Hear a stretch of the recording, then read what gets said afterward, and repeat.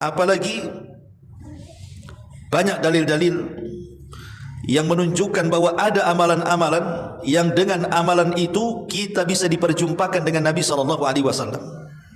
Bisa menatap wajahnya, bisa bersentuhan dengan Rasul, bersalaman, memeluk, bercengkrama dan begitu seterusnya. Dan itulah angan-angan setiap mukmin yang betul-betul mengamalkan imannya. Ma'asyiral muslimin yang dimuliakan Allah Azza wa Jalla, karena dahulu di masa Rasul ada Arab Badui. Ia sudah berjasa dengan Nabi SAW. Jadi ketika Rasul safar, Rasul itu singgah di satu rumah punya Arab Badui. Kemudian Arab Badui itu menjamu Nabi SAW sebagai tamu. Maka Nabi SAW mengatakan, karena engkau sudah berbuat baik kepadaku, menjamu aku dalam perjalananku, datanglah satu waktu ke kota Madinah, aku akan balas kebaikan. Betul, satu hari si Arab Badui ini kemudian datang ke kota Madinah mencari Nabi SAW. Kemudian setelah berjumpa dengan Rasul, Rasul itu tidak pernah melupakan kebaikan orang. Beda dengan kita, kadang-kadang kebaikan orang itu kita tidak menghargai. Tapi Rasul itu tidak pernah melupakan kebaikan orang. Disambutlah si Badui itu. Kemudian ya layaknya tamu dikasih makanan, dikasih hidangan yang lezat. Kemudian sudah dipersiapkan hadiah. Kemudian Nabi SAW mengatakan kepada Arab Badui ini, wahai fulan, karena engkau sudah berbuat baik kepada aku, salni, mintalah kepadaku sesuatu, aku akan beri. Salni syai'an u'tik, mintalah kepadaku sesuatu, aku akan beri. Arab Badui ini sudah tua. Harusnya dalam kondisi ketika Nabi SAW memberikan kesempatan meminta kepada Nabi, harusnya kan berpikir akhirat. Ini mumpung dekat-dekat Nabi, saya akan meminta kepada Rasul, ya Rasul masukkan aku ke sorga, ya Rasul tolonglah mintakan kepada Allah supaya Allah mengampuni dosa-dosaku. Kan harusnya kan begitu. Kan ini kesempatan kapan lagi berjumpa dengan Nabi. Rupanya si Badui ini lain pula yang diminta. Dia mengatakan, ya Rasulullah, uridu dabatan arkubu biha. Aku hanya ingin ya semacam unta biar aku kemana-mana tak jalan kaki. Kemudian kata Nabi SAW, minta lagi, apa lagi? Dia mengatakan, wa kalban yahrusu ghanami. Kalau ada anjing-anjing lah katanya, supaya bisa menjaga kambing-kambingku. Mungkin serigala begitu. Kemudian kata Nabi SAW, apa lagi? Dia mengatakan, al khadiman yakhdumu ahli, atau kalau memang ada budak sebagai pembantu, kasihlah saya budak sebagai pembantu katanya. Biar saya tak capek ada pembantu. Ya. Dia hanya menjamu Nabi. Karena Rasul ketika safar kehabisan bekal. Kemudian dijamu di rumahnya. Kemudian Nabi SAW ingin berbuat baik, membalas kebaikannya. Tapi lihat permintaannya. Ibaratnya begini, anak singgah di rumah antum, antum kasih makanan saya. Besok antum ke rumah ya, kata anak.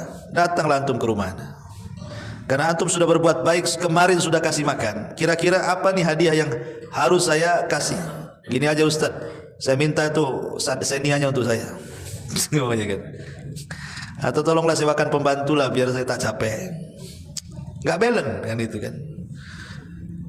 Oke lah kalau seandainya pun sesuai gitu ya.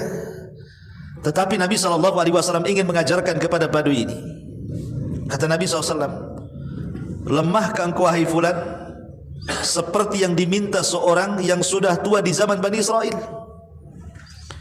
Sahabat yang mendengar ketika itu mengatakan, ya Rasul, apa yang maksud anda itu orang tua di zaman Bani Israel?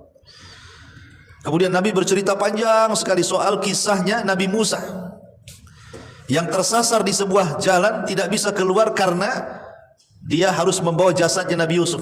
Karena pesannya Nabi Yusuf, dia ingin dikubur tidak di Mesir tapi di Palestina. Akhirnya orang-orang mengingatkan, wahai Musa, kenapa kita tersesat? Karena kita tidak membawa jasadnya Nabi Yusuf. Nabi Musa mengatakan, di mana kuburannya?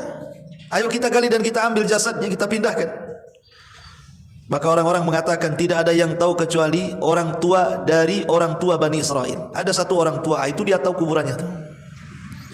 Akhirnya kemudian Nabi Musa mengatakan, bisa enggak kau tunjukkan di mana kuburan Yusuf? Kata orang tua ini, oh tidak bisa. ada imbalannya. Kata Nabi Musa, apa imbalannya? Dia mengatakan, jadikan aku temanmu di sorga. Kalau engkau kabulkan, aku tunjukkan kuburannya. Hanya ngasih tahu di mana kuburannya. Bayangkan, minta dijadikan teman Nabi Musa di sorga lagi, gitu kan? Luar biasa, gitu kan? Ya. Maka Rasul mengatakan kepada orang tua Badui itu, tidakkah kau teringat dengan orang tua Bani Israel? Kenapa kau tak minta sorga? Itu maksudnya. Jadi ada orang-orang di dunia ini tidak peduli, tidak peduli dengan agamanya, tidak peduli dengan nabinya, tidak ingin berjumpa dengan nabinya. Bukti tidak mau berjumpa dengan nabinya, mereka tidak peduli dengan syariat Nabi SAW. Tidak peduli dengan sholat, tidak peduli dengan puasa, tidak peduli dengan Quran, majlis ta'lim. Pokoknya nggak peduli sama sekali, cuek aja dia. Tapi ngaku umat Nabi, KTP-nya Islam pula. Kalau dikafir-kafirkan marah pula dia. Ma'asyiral muslimin yang dimuliakan Allah Subhanahu wa taala, maka malam ini kita akan fokus ada 9 perkara atau 9 amalan. Yang dengan 9 amalan ini memungkinkan kita berjumpa dengan Nabi sallallahu alaihi wasallam. Apa saja 9 amalan itu? Yang pertama, al-mar'u ala man ahab. Bahwa seseorang itu tergantung kepada siapa yang dicintainya. Ketika seseorang kemudian mencintai Nabi sallallahu alaihi wasallam, maka Nabi SAW menjanjikan kepada kita, kepada setiap orang yang mencintainya, akan bersamanya di sorga. Anas bin Malik radhiyallahu an satu hari bercerita. Jadi ada seseorang Badui datang kepada Nabi SAW dan berkata, ya Rasulullah, mata sa'ah Rasul, kira-kira kapan kiamat? Maka Nabi SAW mengatakan, wa ma'adatta laha. Kau tanya kiamat, emang apa yang kau siapkan? Apakah engkau bertanya soal kiamat untuk melihat bagaimana gunung dihancurkan, langit digulung, kemudian bintang dijatuh-jatuhkan? Atau ingin melihat apa? Apa yang kau siapkan, kata Rasul? Maka dia mengatakan, la syai'a ya Rasul, tidak ada wahai Rasul.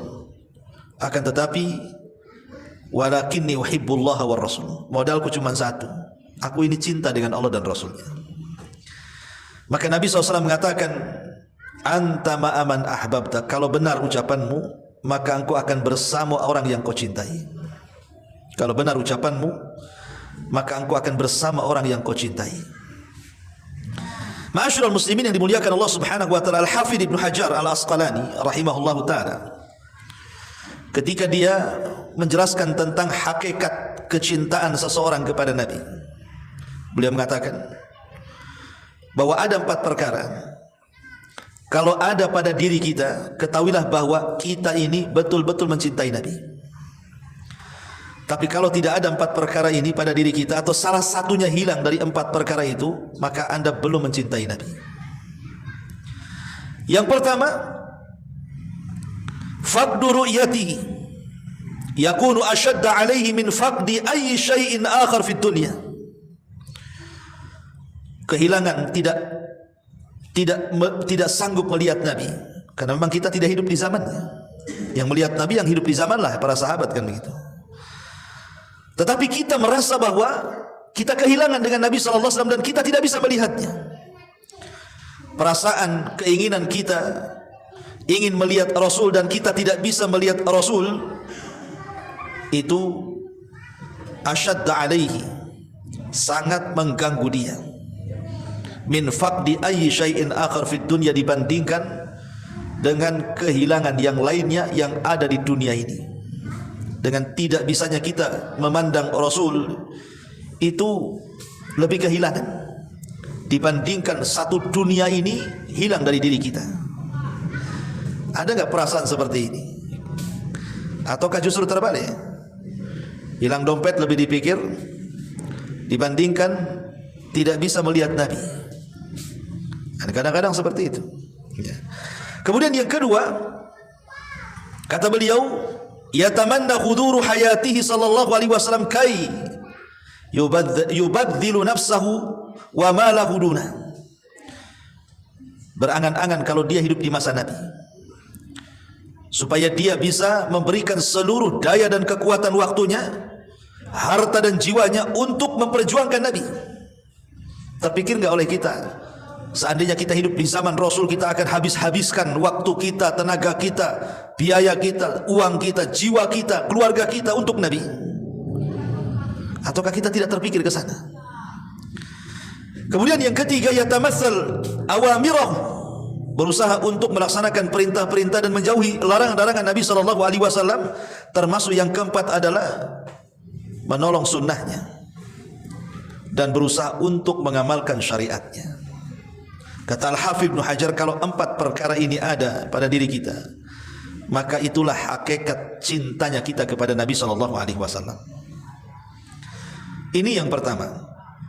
Kalau ingin bersama Rasul, cintai Nabi. Yang kedua, memperbanyak sujud, memperbanyak salat. Di zaman Nabi SAW ada seorang sahabat namanya Rabi'ah ibn Ka'ab al-Aslami radhiyallahu anhu. Jadi Rabi'ah ini anak kecil, ikhwan, belum balik, usia 10 tahun. Tapi Rabi'ah ibn Ka'ab al-Aslami ini selalu menolong Rasul di malam hari, jarang tidur anak ini. Umur 10 tahun tapi jarang tidur malam. Dan kalaupun dia mau tidur itu, dia tidak mau jauh-jauh dari pintu rumah Nabi. Khawatir Rasul itu bangun malam, perlu air, perlu sendal, perlu siwak, perlu apalah yang diperlukan Nabi. Sehingga dia tidak jauh-jauh dicari Nabi. Jadi tiap malam itu senantiasa siaga 1 untuk membantu Nabi SAW. Ini namanya Rabi'ah ibn Ka'ab al-Aslami ini. Masih kecil. Ya. Jadi Nabi SAW itu kan penyayang. Akhirnya satu pagi dia memanggil Rabi'ah ini dan mengatakan, ya Rabi'ah, salli syai'an, wahai Rabi'ah, mintalah kepadaku sesuatu, kau sudah baik, banyak membantu kehidupanku. Maka Rabi'ah mengatakan, ya Rasulullah, saya hanya ingin menjadi temanmu di sorga. Kata Rasul, ada yang lain lagi, namanya anak-anak kan. Kata Rabi'ah ini, tidak wahai Rasul, saya ingin, ana uridu ma'aka fil jannah, saya hanya ingin bersamamu di sorga. Coba apa yang Anda pikirkan? Ini anak 10 tahun. Anak 10 tahun. Tahu apa anak 10 tahun hari ini? Kalau antum ngomong sama antum, nah, di usia 10 tahun ya, 12 tahun atau 13 tahun itu masih SD lah. Nah, kira-kira nih kamu mau apa? Kira-kira jawaban anak-anak sekarang nih, umur 10 tahun, 11 tahun, 12 tahun, kira-kira apa itu maunya? Hah? Belikan gadget lebih katanya. Kan ya? Belikan handphone. Itu aja dipikirin anak sekarang ini. Nggak ada yang lain. Ya. Nggak ada kepikiran sorga, nggak ada kepikiran pahala, nggak ada anak sekarang ini. Ya wajar, karena orang tuanya juga gitu masalahnya. Ya nggak jauh-jauh lah akhirnya kan anak dengan orang tua tuh. Tapi lihat Rabi'ah ibn Ka'ab al-Aslam, karena hidup di lingkungan Nabi, dia hanya meminta kepada Rasul, ya Rasulullah, jadikan aku temanmu di sorga. Maka Nabi SAW mengatakan, baik wahai Rabi'ah, tapi ada syaratnya. Apa syaratnya? Kata Nabi SAW, fa inni ala nafsika bi kasrati sujud. Bantu aku supaya keinginanmu tercapai menjadi temanku di sorga, perbanyaklah oleh kamu sujud. Artinya disuruh memperbanyak solat, selain solat wajib maksudnya. Entah solat duhanya, solat malamnya, rawatib, solat sunnah. Disuruh memperbanyak solat. Kenapa Nabi SAW mengistilahkan sujud? Karena disitulah kedekatan seorang hamba dalam salat dengan Allah Subhanahu Wa Taala. Kata Nabi SAW dalam sebuah hadis bahwa tidak ada yang lebih dekat dengan Allah, aqrabu ma yakunul abdu min rabbih wa huwa sajid. Tidak ada tempat dalam salat yang lebih dekat kita dengan Allah kecuali dalam posisi sujud. Kata Rasul, fa'aktsirud du'a, perbanyaklah di situ doa. Jadi saat kita ini sholat, entah sholat wajib, entah sholat sunnah, minta di situ. Ya Allah, jadikan aku teman Rasul di surga.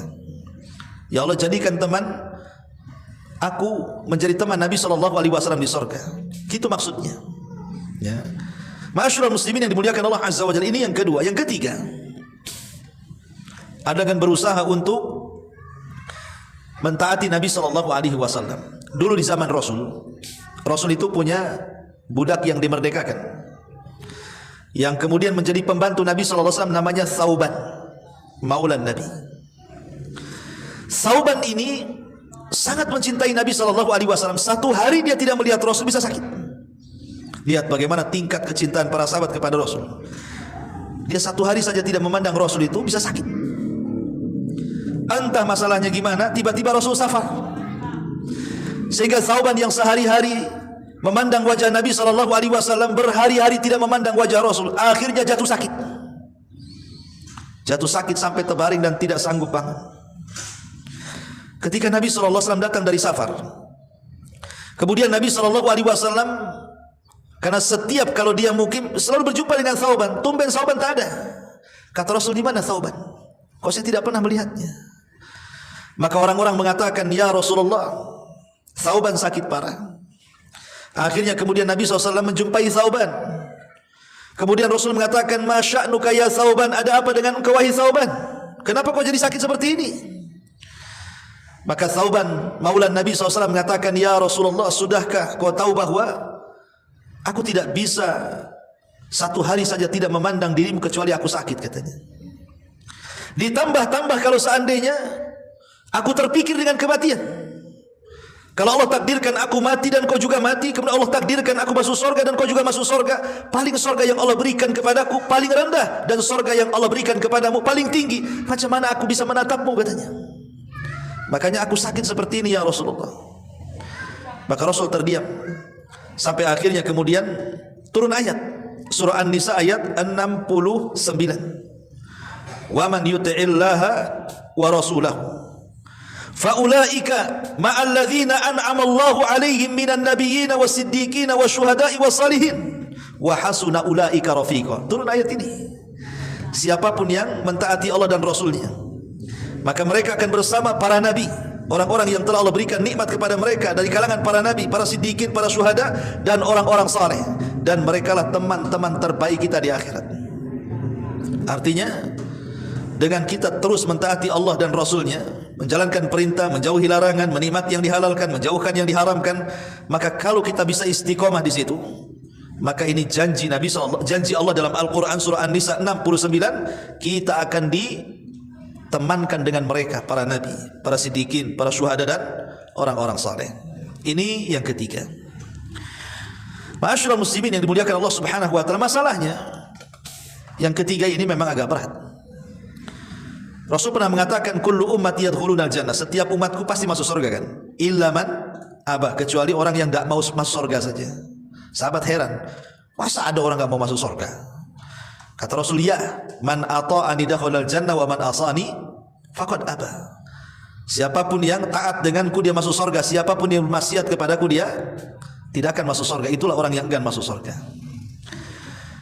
Kalau seandainya kita tanya kepada kaum muslimin, mau tidak akan berjumpa dengan Nabi SAW? Pasti jawabannya mau. Kalau dia betul-betul seorang muslim. Tapi pertanyaannya, kalau memang betul-betul ingin berjumpa dengan Nabi SAW, ajak orang ini sholat, mau enggak? Ajak orang ini ngaji, mau enggak?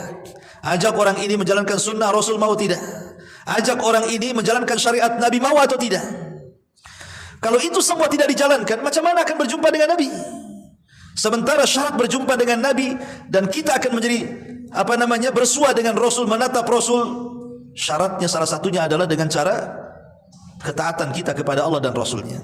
Ini yang nomor 3. Yang nomor 4 sekarang, husnul akhlak, berusaha untuk memperbaiki akhlak. Nabi SAW mengatakan dalam hadis Jabir radhiyallahu an, inna min ahabbikum ilayya wa aqrabukum minni majlisan yaumal qiyamah ahasinukum akhlaqa. Sesungguhnya manusia yang paling aku cintai, kata Rasul, dan yang paling dekat tempat duduknya pada hari kiamat adalah orang-orang yang baik akhlaknya. Para ulama mengatakan, apa sih baik akhlak itu? Baik akhlak itu terangkum dalam 3 kata. Akhlak itu terangkum dari 3 kata. Talaqatul wajhi wa badlul ma'rufi wa kaful adai. Akhlak itu 1, talaqatul wajhi, wajahnya selalu senyum, nampak di wajahnya jarang melotot, jarang marah, sering senyum, kata-katanya santun, gitu ya. Nah, itu berarti berakhlak wajahnya nih. Tapi kalau baru ngomong udah melotot, ya kan? Baru ngomong sudah nyentak orang, yang keluar pun bahasa binatang, nggak ada akhlak tuh wajahnya tuh. Ya. Talaqatul wajhi. Yang kedua, badlul ma'ruf, berusaha untuk mengerahkan tenaga membantu saudaranya. Kalau punya uang bantu dengan uang, kalau punya tenaga bantu dengan tenaga, kalau punya waktu bantu dengan waktu, bantu dengan doa, semuanya bantu. Ya. Ataupun yang ketiga, kaful adha, berusaha untuk tidak menyakiti orang lain atau sabar dari kejahatan orang lain. Tidak menyakiti orang dan sabar juga kalau disakiti. Itulah akhlak katanya ulama. Dan ini definisi yang disebutkan oleh Al-Imam Mubarak rahimahullahu ta'ala. Abu Hurairah radhiyallahu pernah ditanya soal akhlak ini. Wahai Abu Hurairah, akhlak baik itu apa? Maka Abu Hurairah mengatakan, tasilu man qata'ak wa ta'fu amman dolamak wa tu'ti amman haramak. Kata Abu Hurairah, akhlak yang baik itu engkau menghubungkan silaturahim kepada orang yang memutus silaturahim, engkau memaafkan kepada orang yang menzalimi engkau, dan engkau memberi kepada orang yang pelit dengan engkau. Nah, tiga perkara kata Abu Hurairah. Akhlak itu kita menyambung kepada orang yang memotong silaturahim, kita memaafkan kepada orang yang menzalimi kita, dan kita memberi kepada orang yang bakhil dengan kita. Kalau kita kan tidak, ngapain saya kasih dia aja nggak kasih saya kok. Itu kan kita itu. Berarti akhlaknya belum ada kan itu ya. Kalau tengok definisinya Abu Hurairah kan gitu. Ayolah kita ke sana. Ngapain dia aja nggak pernah ke sini. Gitu bahasa kita kan. Tolonglah bantu dia. Ngapain bantu dia aja nggak pernah bantu saya kan. Akhlak itu tidak seperti itu. Makanya kata Abu Hurairah, kita berusaha untuk menyambung kalau dia memutus, berusaha untuk memaafkan kalau dia zalim, berusaha untuk memberi kalau dia bakhil. Nah, gitu ya kata Abu Hurairah. Itulah akhlak katanya. Ma'asyiral muslimin yang dimuliakan Allah Azza wa Jalla, termasuk juga Aisyah radhiyallahu anha ketika mengkisahkan tentang bagaimana akhlaknya Nabi. Apa kata Aisyah radhiyallahu anha? Dia mengatakan, "Ma kana ahadun ahsan khuluqan min Rasulillah." Tidak ada manusia yang lebih baik akhlaknya dibandingkan Rasulullah. "Ma da'ahu ahadun min ashabihi wala min ahli baiti illa qala labbaik." Tidak ada satupun yang mengundang Nabi dari sahabat-sahabatnya, entah yang miskin, entah yang kaya, entah pejabat, entah rakyat, entah orang biasa, pokoknya siapapun yang undang Nabi, entah orang luar, entah keluarganya sendiri, Rasul mengatakan labbaik, siap, saya akan penuhi panggilanmu. Maka dari sini turun ayat, wa innaka la'ala khuluqin azim, dan engkau wahai Muhammad di atas akhlak yang paling tinggi. Nah, coba antum undang pejabat ke rumah antum, mau enggak? Nih Nabi nih, ya. Gak usah pejabat lah, PRT lah. Ajak makan di rumah, mau enggak kan? Ya. Tempe tahu jadilah kan itu. Lihat, Rasulullah SAW tidak memandang siapapun yang undang dia. Mau miskin, mau kaya, mau kere, mau apa, semua Rasulullah baik. Saya siap penuhi panggilanmu. Bahkan disebutkan oleh Ummu Darda radhiyallahu anha, seorang sahabat. Jadi qama Abu Darda lailatan yusalli. Kita tahu Abu Darda ini memang sahabat yang rajin sholat, rajin puasa. Saking rajin sholat dan puasanya, istrinya itu tidak pernah direken dia, sampai nggak pernah dandan. Kata istri, ngapain saya dandan katanya. Kalau malam dandan dia sholat, ya kan. Kalau siang dandan puasa pula dia. Apa yang harus? Nggak pernah dandan Abu Darda ini. Akhirnya kemudian ditegur sama Salman Al Farisi. Abu Darda jangan gitu. Sepertiga hakmu itu kasihlah untuk Allah, sepertiganya kasihlah untuk badanmu, sepertiga kasihlah untuk keluargamu. Ya, jangan semua kasih sama Allah katanya. Kata Nabi SAW, sadaqah Salman. Oh betul tuh kata Salman. Ya. Jadi Ummu Darda ini bercerita tentang suaminya Abu Darda radhiyallahu anhu yang sholat di malam hari dan selalu menangis. Abu Darda ini. Dan ketika dia menangis, dia selalu berdoa. Nih lihat doanya Abu Darda ini. Apa doanya? Allahumma ahsanta khuluqi fahassin khulqi faqad ahsanta khulqi fahassin khuluqi. Ya Allah, engkau sudah memperbaiki badanku, maka perbaikilah akhlakku. Itu yang dibaca itu. Ya Allah, sebagaimana engkau sudah memperbaiki fisikku, badanku, tolonglah perbaiki akhlakku. Sampai pagi itu yang dibaca. Jadi istrinya ini, Ummu Darda ini mengatakan kepada Abu Darda, ya Abu Darda, kenapa kau asih itu aja diulang-ulang doamu? Apa enggak ada doa lain? Ya. Maka Abu Darda mengatakan, ya Ummu Darda, ya, innal abdal muslim yuhsin khuluqahu hatta yudkhilahu bihusni khuluqihil jannah. Wahai Ummu Darda, kalau seorang muslim itu dia baik akhlaknya, akhlaknya itulah yang mengantarkan dia ke surga. Tapi sebaliknya jika seorang muslim itu buruk akhlaknya itu yang mengantarkan dia ke neraka. Makanya saya minta kepada Allah untuk diperbaiki akhlak, kata Abu Darda. Ya. Ma'asyiral muslimin yang dimuliakan Allah Subhanahu wa taala, maka dari sini lihat bagaimana ketinggian dan keluhuran akhlak Nabi sallallahu alaihi wasallam dan akhlak para sahabat dan juga akhlak para ulama. Jadi kalau seandainya kita ini berusaha untuk setiap hari memperbaiki akhlak, hakikatnya kita sedang mencontoh Nabi. Yang kedua, sebab dengan akhlak itu kita akan dapat surga. Kemudian yang ketiga, akhlak itu bisa memberatkan timbangan. Kemudian yang keempat, justru kesempurnaan iman itu ada di akhlak. Kemudian juga kedekatan kita dengan Rasul pada hari kiamat adalah dengan akhlak. Kalau kita ingin berjumpa dengan Rasul, maka carilah akhlak yang baik. Ini yang keempat. Yang kelima, kafalatu al-yatim. Kalau ingin bersua dengan Rasul, bersanding dengan Rasul, berjumpa dengan Rasul, menatap Rasul, memeluk Rasul, apakah ini berlaku juga dengan perempuan? Apa hanya laki-laki saja? Ya tentu berjumpa dengan Rasul, ya perempuan juga berjumpa. Tapi apakah kemudian perempuan boleh menjabat tangan Nabi, memeluk Nabi kayak kita laki-laki? Ya wallahu a'lam, ini kan perkara gaib. Tapi yang jelas di dunia saja Rasul tidak pernah bersalaman dengan perempuan. Ya, Rasul kalau membaiat wanita tidak pernah menyentuh kulit wanita, karena Rasul mengatakan menyentuh kulit yang bukan mahram sama dengan lebih dahsyat dibandingkan meletakkan paku di atas kepala, kan begitu. Tapi ini kan perkara gaib, wallahu a'lam. Tapi yang jelas bahwa semua akan berjumpa dengan Rasul, mau laki-laki mau perempuan.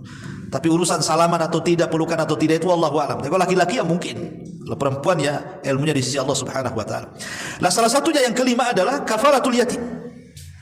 Berusaha untuk mengkafil anak yatim, sebagaimana Rasul mengatakan, ana wa kafilul yatim fil jannati kahataini.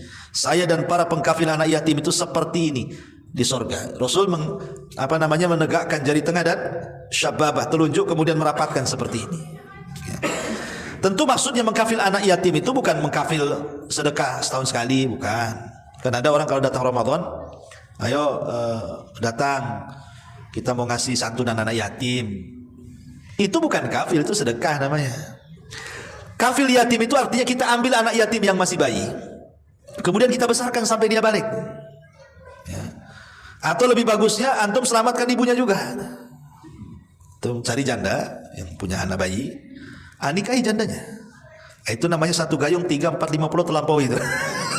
Anak-anaknya ikut antum semua tuh, kan gitu ya. Ya, nggak bisa Ustaz, istri saya tak ngizinkan. Ya udah nggak usah kalau nggak ngizinkan, ambil anaknya saja. Ya, ambil anaknya. Oh Ustaz, ibunya tak mau anaknya diambil, nggak usah maksa. Nggak, tetap anakmu nggak apa-apa. Kamu kan ibunya, nggak apa-apa, anakmu sama kamu. Tapi sayang danai dia. Susunya berapa 1 bulan? Pakaiannya, pampasnya. Nanti sampai balik, pokoknya nggak boleh ada uang orang lain. Itu uang saya sampai dia besar. Nah, itu namanya kafil. Sampai dia balik. Itulah kafil namanya. Lah orang-orang yang seperti ini dekat dengan Nabi sallallahu alaihi wasallam, karena Rasul itu kan juga anak yatim. Bahkan Rasul itu seyatim-yatimnya anak yatim, karena ketika dia lahir ayahnya sudah meninggal. Makanya Allah mengatakan wa wajadaka fawajadaka yatiman fa'awa, wajadaka yatiman fa'awa. Dan Allah mendapati engkau wahai Muhammad yatim, tapi yatim kamu berbeda dengan yatim yang lainnya. Fa'awa, aku yang menjaganya, kata Allah. Makanya Rasul karena pernah yatim, Allah tegur, fa'ammal yatima fala takhar. Adapun kalau kau jumpa dengan anak yatim, jangan kau hardik. Sama anak yatim harus lembut, usap kepalanya, antum akan mendapatkan pahala sebanyak rambut yang di kepalanya. Usap kepalanya. Ya, sering mengusap lebih banyak lagi. Tapi kalau diusap terus kan tidak mau, kecuali mau kasih amplop. Mau dikasih duit mau dia kan. Ya. Jadi, dan itu bisa melembutkan hati kita. Ya. Maka ini yang keenam juga, yang kelima kafaratul yatim. Yang keenam, kalau kita diuji oleh Allah dengan diberikan anak perempuan. Karena begini, ikhwatu fillah, muliakan Allah Azza wa Jalla, merawat anak perempuan dengan anak laki-laki itu berbeda. Karena laki-laki sih kadang-kadang kita selaku bapak ini nggak terlalu riskan sekali kan. Pergi pagi, sore ya paling kita tanya, kau dari mana? Gitu. Tapi kalau anak perempuan hilang, dari pagi sampai sore ada was-was orang tua tuh. Mana nih anak nih? Sampai dulu ada kisah tuh. Jadi saya didatangi orang besar, betato. Ya mungkin mantan preman tuh, tak tahu juga lah. Tuh nangis dia, mau badan gede nangis, ya kan? Jadi saya bilang, ada apa Pak? Tenang Pak, tenang. Kira gini Ustaz, bisa bantu saya enggak katanya. Jadi kenapa Pak? Ceritakan. Jadi anak gadisnya ini baru dipesantrenkan di Medan, baru 2 tahun. Ya. Bapaknya senang, tapi ibunya kadang namanya orang tua ya, istrinya atau ibu anak itu. Karena anaknya itu anak perempuan satu-satunya, yang lain laki-laki. Jadi rindunya nggak bisa ditahankan. Jadi ngerayulah suaminya, tolonglah, udahlah cukup 2 tahun di Medan, bawa aja ke Batam. Ya di rumah saja, cari sekolah di sini. Ya karena suaminya kalah dengan istrinya, pulang akhirnya anaknya 2 minggu hilang.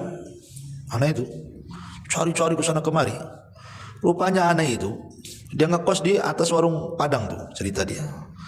Dan sudah nggak pakai jilbab, betato, bejinti sana sini. Rupanya ikut anak pang. Ya bayangkan, 2 tahun bisa dirusak dengan 2 minggu. Nah ini kejadian ikhwan kan. Karena makanya kita ini kalau punya anak perempuan baru terasa kita ini. Makanya kenapa kalau kita betul-betul mentarbiah anak perempuan, kita betul-betul kita jaga, kita tarbiyah, pahalanya beda dengan anak laki-laki. Kata Nabi SAW, man ala jariyataini hatta tablugha ja'a yaumal qiyamah ana wa huwa wa dhamma asabi'ahu, kata Rasul. Barang siapa yang mendidik dan merawat 2 anak perempuan hingga dia dewasa, dia rawat dengan baik anak itu sampai dia dewasa, sampai dia kawin, maka ia akan datang pada hari kiamat bersamaku, kata Nabi SAW. Luar biasa ya. Makanya kalau punya anak perempuan, nah jaga baik-baik. Ini pahalanya besar, akan bersama Nabi SAW di surga. Ini yang ke-6. Kemudian yang ke-7 adalah orang yang tidak pernah berjumpa dengan Rasul. Seperti kita kan gak pernah berjumpa dengan Rasul, tapi kita yakin dengan Nabi. Kalau ditanya siapa Nabi Muhammad, dengan yakin. Dan kalau ada yang kemudian berusaha untuk istihza, mengolok-olok Nabi, kita marah. Dan kita yakin beriman bahwa Nabi kita Muhammad SAW. Karena satu hari setelah Nabi SAW berziarah ke kuburan Uhud, Rasul ingin memberitahu para sahabat yang masih hidup tentang jasa-jasa orang-orang yang telah berjihad sebelum mereka dari para syuhada Uhud. Seolah-olah Rasul mengatakan, kalau bukan karena Allah kemudian mereka, tentu kita tidak seperti ini. Rasul tidak pernah melupakan jasa orang kan. Dibawalah ziarah ke kuburan Uhud. Lah sepulangnya dari ziarah kuburan Uhud itulah Rasul menangis.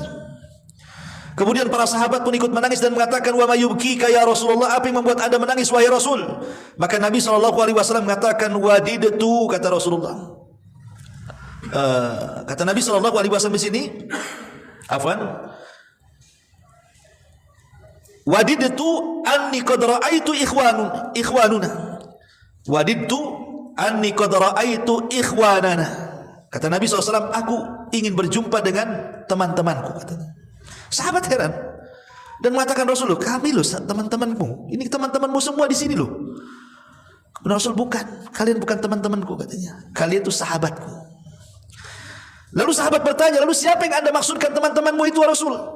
Maka Nabi SAW mengatakan, yang dimaksud teman-temanku adalah kaumun, kata Rasul, sebuah kaum, lam ya'tu ba'd, yang belum datang, nanti datangnya. Ini ngomong di hadapan para sahabat ya. Tetapi wahum yu'minu nabi, mereka mau beriman denganku, katanya. Siapa mereka? Ya kita ini ya. Tidak pernah berjumpa dengan Rasul, tetapi sangat yakin dengan Rasul, beriman dengan Nabi SAW.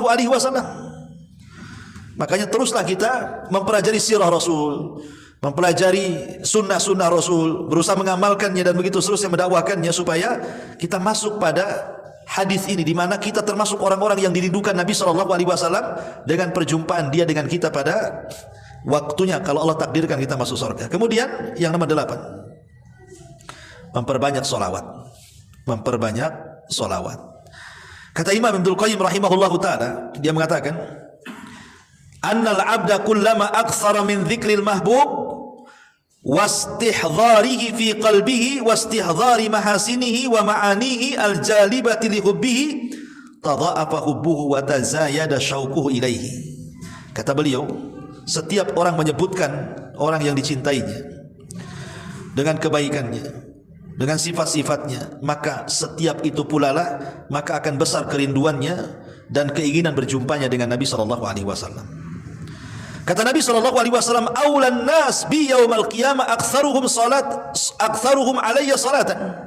Manusia yang paling utama nanti pada hari kiamat bersamaku adalah orang-orang yang paling banyak membaca salawatnya dengan aku. Jadi orang-orang yang dekat dengan Rasul, mendapatkan syafaat Rasul adalah orang-orang yang memperbanyak salawat. Karena memperbanyak salawat itu tanda cinta. Antum kalau cinta sama perempuan, pasti perempuan itu aja yang disebut-sebut. Ya kan? Antum kalau cinta sama seseorang, maka orang itu aja yang disebut. Antum suka dengan ustadz di Batam banyak, itu aja yang disebut. Ya. Karena cinta itu terkadang tampak dari penyebutan. Ingat waktu saya berkisah sama antum kisah Laila Majnun. Ya. Laila Majnun, Laila perempuannya, Majnun laki-lakinya. Ini dipisahkan si Laila Majnun ini, tidak direstui sama orang tuanya. Akhirnya kemudian si Majnun ini masuk ke hutan. Dia terpikirlah si Laila terus. Lapar dia, ambil busur panah. Dikejarnya kijang tuh. Kemudian disambar dengan panahnya, kena kakinya. Kemudian tumbanglah kijang itu. Langsung diambil pisaunya, pas mau disembelih ditengokin matanya, kok matanya sama dengan Laila katanya. Akhirnya dilepas kijangnya, gara-gara matanya sama dengan Laila. Makanya disebut Majnun, gila. Itulah cinta, ya kan. Nah, ini lepas lagi lapar tuh, kan. Makanya disebut Laila Majnun. Ya. Artinya bahwa orang yang mencintai sesuatu itu pasti akan disebut-sebut sesuatu yang dicintai itu. Artinya kalau kita merasa cinta dengan Rasul, maka menyebut-nyebutlah nama Rasul dengan cara apa? Memperbanyak salawat. Belum lagi salawat ini kalau kita panjatkan satu kali saja, kita mengatakan Allahumma sholli ala Muhammad, maka Allah akan berikan 10 salawat kepada kita. Apa maknanya? Dan apa makna salawat itu? Makna salawat itu kita mengatakan, ya Allah, pujilah Nabi kita di langit sana, di hadapan malaikat Jibril, Mikail, Israfil, dan semua malaikat yang di langit. Itu makna salawat itu. Jadi kalau kita katakan Allahumma sholli ala Muhammad, kita mengatakan, ya Allah, pujilah Nabi kita Muhammad di depan makhlukmu di atas sana. Nanti Allah subhanahu wa ta'ala akan beri 10 pujian kepada kita. Bayangkan coba, kalau kita katakan Allahumma sholli ala Muhammad, maka Allah akan memanggil Jibril, Mikail, Israfil, dan semua malaikat di atas arsy itu, kemudian memuji 10 kali kita gara-gara kita sholawat 1 kali kepada Nabi. Luar biasa. Nama kita jadi selebritis langit, ya. Nah, itulah fungsi sholawat itu. Belum lagi dengan sholawat itu dekat majelis kita dengan Nabi SAW pada hari kiamat, menjadi teman Nabi SAW. Dan yang terakhir, tentunya teruslah berdoa kepada Allah agar kita bisa berjumpa dengan Nabi. Abdullah bin Mas'ud radhiyallahu, saya akan bacakan hadisnya dulu.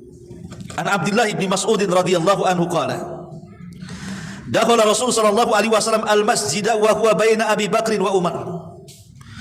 Wa idza Ibnu Mas'ud yusalli wa idza huwa yaqra'u an-nisa fantaha ila ra'sil mi'ah faja'ala Ibnu Mas'ud yad'u wa huwa qa'im yusalli. Faqala an-nabiy sallallahu alaihi wasallam